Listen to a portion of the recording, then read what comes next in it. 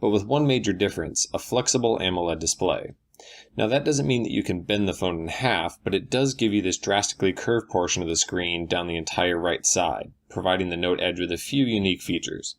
This area, which Samsung calls the Edge screen, houses special panel apps that can show you any number of things, from a Twitter feed, missed calls, weather, your step count in S Health, or even the camera controls while you're taking pictures. While the Note Edge looks nearly identical to the Note 4 at a glance, it actually is made completely out of plastic rather than the nicer metal that surrounds the edges of the Note 4. It still has all the same design and hardware features, right down to the placement of the camera, S Pen, and ports. The only difference you can find is the power button is now on the top instead of the side. And even though it's made out of plastic, it still feels quite good in the hand, so long as you don't hold the Note 4 in the other hand for comparison. But speaking of that, the curved display may cause some concern when it comes to usability.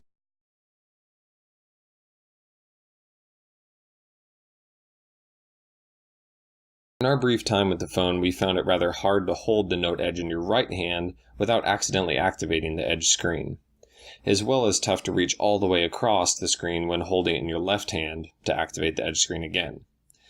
That's quite the one-handed use conundrum.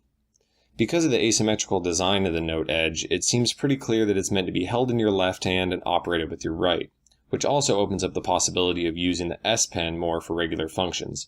This is a Note device after all, and the Note Edge is packing all the latest S Pen features from the Note 4. But Samsung is banking on you wanting to use the Edge screen far more than the S Pen. At its most basic level, the Edge screen acts as an app launcher, replacing your standard dock. But with a few swipes, you get through several different panels with different information. It makes multitasking easier, Samsung says, because the functionality is pretty simple, only providing you with extra features that you weren't entirely sure you were looking for in the first place, while at the same time coming in at the cost of potential usability issues while doing the trade-off of having this somewhat awkward piece of extra display running down the side of an otherwise flat and symmetrical